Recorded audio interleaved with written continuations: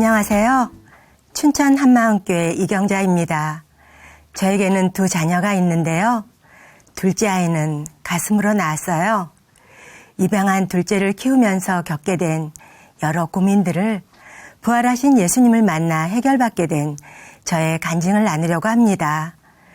저는 당시로서는 조금은 늦은 나이인 30에 결혼을 했어요. 남편이 막내라 어머님을 모시리라고는 생각을 하지 못했는데 남편은 어머님을 우리가 모시자고 했습니다.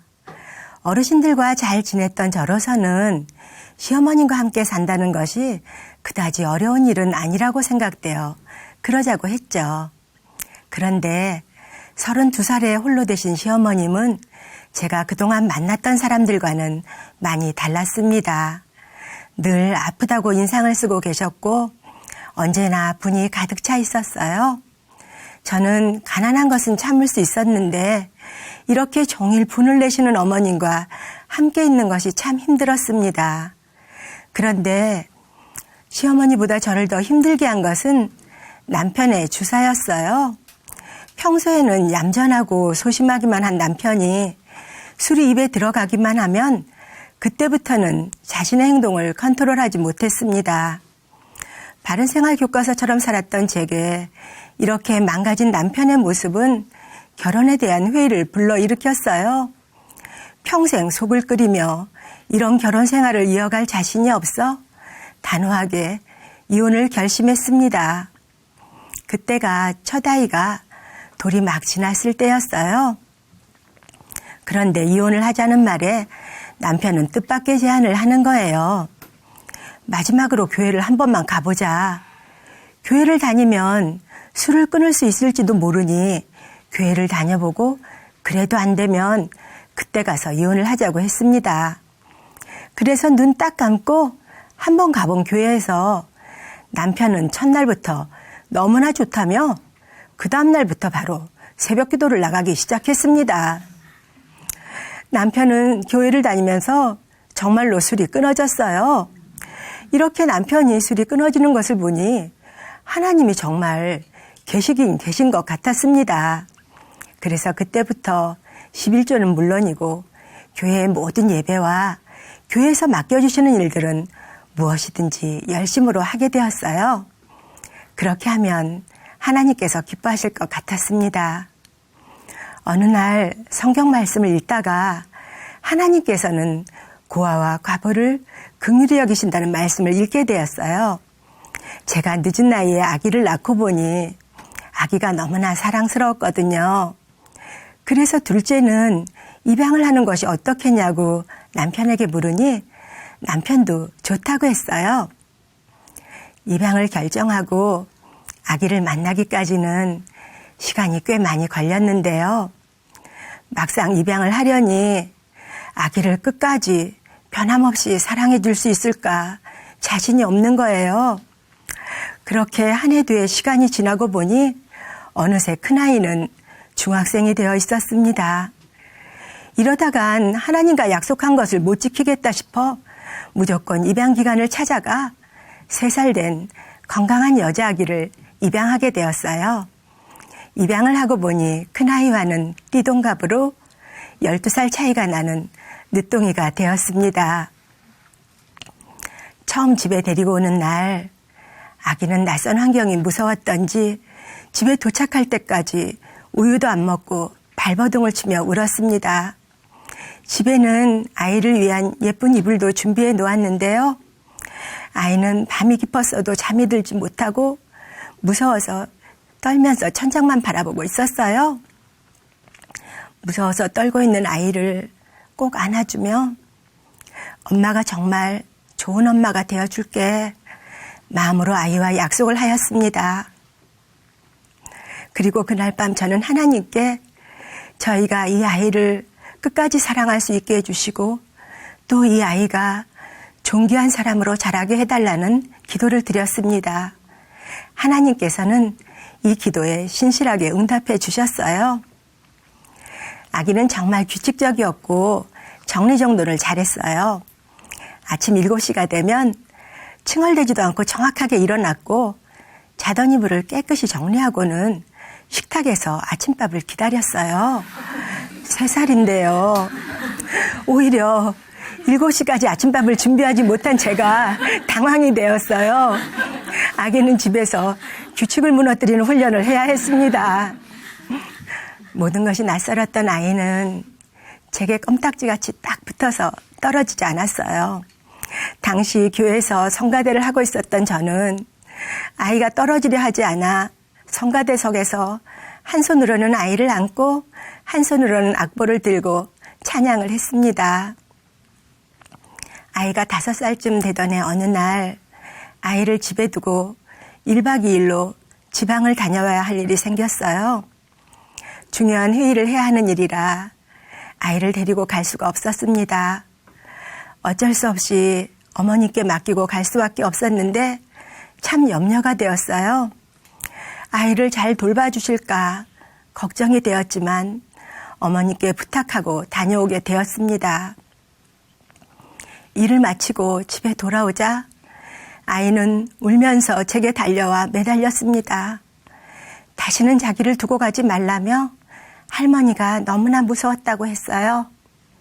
엄마가 가시자 할머니께서는 너 이제부터 할머니 말 잘 듣지 않으면 엄마 몰래 내다 버릴 거야 하시는데 자기는 너무 어려서 내다 버리면 집을 찾아올 수가 없어서 너무나 무서웠다고 말하는 아이를 보며 마음이 무너졌습니다. 저희는 3살 된 아이를 입양한 거라서 처음부터 엄마가 너를 낳지는 않았고 입양을 한 거라고 말해 주었어요. 하나님께서는 제가 기도한 대로 아이를 큰아이와 전혀 구별 없이 사랑하는 마음을 부어주셨어요. 오히려 딸이라 아들인 큰애보다 더 사랑스럽고 조심스럽게 키웠습니다. 그런데 어느 날 아이는 자기를 낳은 엄마는 왜 자기를 키울 수 없었냐고 제게 물어왔어요. 저는 결혼할 준비가 되지 않은 나이에 아기가 생겨서 너를 키울 수 없었다고 사실대로 말해주었더니 낳아준 엄마가 보고 싶다고 했습니다. 정말 보고 싶겠구나 하는 생각이 드니 마음이 먹먹했어요. 낳아준 엄마를 그리워하는 마음을 평생 가슴에 안고 살아가는 것은 아닐까 하는 생각이 드니 이 아이의 아픔을 내가 어떻게 보듬어 줄 수 있을까 근심이 되었습니다. 이후로도 크고 작은 일들로 어머님과의 갈등은 계속되었는데요. 어머님은 아이의 옷이 작아져서 새 옷을 사주기라도 하면 있는 옷 다 어쩌고 새 옷을 사주느냐고 소리를 치셨어요. 또한 폐물들을 아끼시는 어머님께서는 당신만의 장소에다 귀중품들을 보관하곤 하셨는데요. 가끔씩 어디에 두었는지 찾지 못하실 때면 영락없이 저나 아이를 범인으로 몰아갔습니다. 이렇게 계속되는 어머님과의 갈등 속에서 아이가 건강한 마음으로 잘 자랄 수 있을지 걱정이 되었어요. 하나님이 보이지는 않지만 남편의 술을 끊게 해주신 하나님이 고마워서 말씀대로 살려고 애를 써봤지만 아무리 노력해도 안 되는 것은 시어머님을 사랑하는 일이었어요. 금식도 하고 별거 다 해봤지만 계속해서 아이에게 상처를 주시는 어머님을 사랑하는 것만큼은 정말 죽었다 깨도 될 수가 없는 일이었어요. 하다 지친 저는 도저히 말씀대로 못 살겠다고 차라리 저를 데려가시라며 울며 빌며 기도했습니다. 그해 여름 춘천에 있는 대학에 들어간 아들의 권유로 아들이 다니고 있는 한마음교회 여름 수련회에 참석하게 되었어요. 청년들이 많아서 그런지 목사님께서는 첫 시간에 아주 기초적인 말씀인 부활을 말씀하셨어요. 다 아는 거라 건성으로 들었습니다. 학생들은 뭘 열심히 쓰던데 전 다 아는 거라 쓸 것도 없었어요. 그런데 그 다음 시간도 계속해서 부활을 말씀하시는데 그 눈빛이 너무나 진지하셨어요. 정말 무언가를 알려주고 싶은 안타깝고 간절한 눈빛이었어요. 뭐지? 그때 한 말씀을 읽어주셨는데요. 마태복음 7장에 나더러 주여 주여 하는 자마다 천국에 다 들어갈 것이 아니라는 말씀이었어요. 이 말씀을 듣는 순간 그동안 내가 아무리 성경대로 사는 것 같았어도 예수님과 내가 아무 상관이 없다는 것을 알 수 있었어요. 그날에 이분께서 저를 모른다고 하실 것이 분명했습니다. 큰 두려움이 몰려왔어요. 하나님께 살려달라고 외쳤습니다. 어떻게 하면 예수님께서 나를 아신다고 할 수 있는 건지, 어떻게 하면 예수님과 관계를 맺을 수 있는 건지 알려달라고 부르짖었습니다. 그때 목사님께서 부활하신 예수님을 만난 도마의 고백을 말씀하셨어요. 도마가 대답하여 가로되 나의 주시며 나의 하나님이시니이다. 나의 주, 나의 하나님. 성령께서는 도마처럼 부활하신 예수님 앞으로 저를 이끄셨어요. 나의 주, 나의 하나님. 부활하신 예수님이 하나님이셨어요. 이분이 나를 창조하신 나의 주인이셨습니다. 어떻게 하나님이 정말 오셨을까? 아무리 약속을 하셨다기로 천지를 창조하신 하나님이 정말 이 땅에 사람으로 오시다니 너무나 놀라워 믿어지지 않는 사실이었어요. 목사님께서 부활은 이 세상에서 가장 놀라운 사건이라고, 천지 창조보다 더 큰 사건이라고 외치신 것이 맞았습니다. 저는 그동안 성경을 믿는다고, 그래서 그 말씀대로 살겠다고 했던 자인데 실상은 성경도 하나님도 믿지 않은 자였음을 알 수 있었어요. 내 머릿속에 만들어 놓은 허상을 믿고 있었던 거예요. 부활로 나의 주 나의 하나님을 알아본 순간 저를 누르고 있던 모든 결박이 순식간에 사라져 버렸습니다. 그리고 아무리 읽어도 이해할 수 없었던 성경의 모든 의문점들이 그대로 풀려버렸어요. 그동안 부담스럽기만 했던 십자가, 나와 무슨 상관이 있는지 알지 못했던 십자가가 하나님이 죽으신 십자가였어요. 부활하신 예수님을 통해 십자가를 보니 내 죄가 얼마나 무서운지 알게 되었고, 부활하신 주님 앞에 서니 지옥 갈 죄가 선명히 보였습니다. 저는 혐오스러운 말들을 잘 쓰지 않는데요. 제가 혐오스럽게 생각하는 단어 중 하나가 바로 지옥입니다. 지옥이라는 말을 쓰면 다른 사람을 협박하거나 저주하는 생각이 들게 한다는 생각이 들어서 잘 사용하지 않았어요. 그런데 부활하신 예수님을 만나고 보니 죄라는 것이 얼마나 무서운지 알게 되었습니다. 내가 지은 죄 때문에 나를 만드신 창조주께서 죽으셨어요.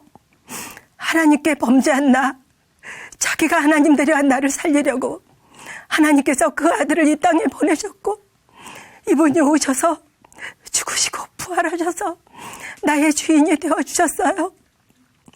누구나 믿을 수 있도록 성경대로 이루어주셨고, 부활하셔서 지금도 나를 통치하고 계시는데 이분을 주인으로 믿지 않는 것은 지옥과도 마땅한 무서운 죄인 것이 비춰졌어요. 어찌할꼬 하나님, 어찌합니까? 다시만 나왔습니다. 이분이 나의 주인이신데, 이분이 내 생명의 주인이시며 아이와 어머니의 주인이신데 내가 주인데요, 아이의 행복이 내 손에 있는 줄 착각하고 있었기에 염려하고 불안할 수밖에 없었던 거였어요. 저는 부활하신 예수님을 믿지 않은 죄를 회개하고 예수님을 나의 주인으로 영접했습니다. 그런데 예수님을 영접하고 보니 그동안 내가 삶 속에서 가장 힘들었던 문제, 염려했던 모든 문제들이 다 풀려버린 거예요. 그동안 제가 제일 힘들었던 문제는 시어머님을 사랑하는 거였잖아요. 용을 쓰며 사랑해보려고, 용서해보려고 그렇게 애를 썼는데 부활하신 예수님을 주인으로 모시고 보니 저는 이제 더 이상 사람을 미워하거나 용서하지 못하는 자가 아니었어요. 이미 원수를 사랑하는 존재가 돼 있는 거예요. 아이 때문에 염려하던 모든 고민들도 부활로 단번에 끝났습니다. 부활하신 예수님을 만나니 하나님이 우리의 진짜 아버지시고 예수님의 피로 하나 된 공동체가 영원한 가족인 것에 눈이 떠졌어요. 아이도 부활하신 예수님을 통해서 영원한 가족을 알게 되니 걱정할 필요가 없게 되었습니다. 제가 늦은 나이에 엄마가 되고 보니 내가 일찍 죽으면 우리 둘째는 누가 돌봐줄까 늘 염려했었는데요. 이제는 염려하지 않습니다. 하늘가족 공동체가 있기 때문이에요. 예수님 안에서 자라가는 우리 둘째는 언제 어디서든 기쁘고 당당합니다. 운동을 잘해서 대회 나갈 때마다 메달을 타오기도 하고 처음 만난 아이들과도 금방 친구가 됩니다. 한 번은 아이의 학교에서 자존감 검사가 있었는데 자존감이 100%로 나온 거예요. 조금은 놀랐지만 당연한 결과라고 생각합니다. 지금 우리 아이는 100만인이 벌벌 떤다는 중2예요. 사람들은 중2병이니 사춘기니 하지만 예수님과 동행하는 우리 아이는 그런 게 뭐냐는 듯이 기쁘고 씩씩하게 살아가고 있습니다. 저는 우리 아이를 가슴으로 낳았지만 예수님을 통하여 영원한 진짜 가족이 되었어요. 저는 영원히 우리 아이의 진짜 엄마입니다. 아이를 위해 하나님께 기도했던 대로 아이는 집에서나 밖에서나 존귀 여김을 받고 있어요. 지금 어머니께서는 밖에 나갔다 들어오실 때면 언제나 손녀에게 주시려고 과자나 음료수들을 챙겨오시고요. 동네를 다니면서 누구에게나 손녀를 자랑하십니다. 띠동갑 오빠는 어린 동생의 든든한 보디가드고요. 아빠는 딸의 부탁이라면 뭐든지 들어주는 완전 딸바보예요. 그뿐 아니라 부활하신 예수님이 아이의 주인이시니 세상에서 정말로 제일 존귀한 자가 된 거예요. 저에게 이렇게 귀한 딸을 주시고 복음을 통하여 영원토록 함께할 수 있는 교회 공동체를 주신 하나님께 감사한 것밖에 없습니다. 저의 남은 삶 주님을 기쁘시게 하기 위해 최선을 다해 달려가겠습니다. 감사합니다.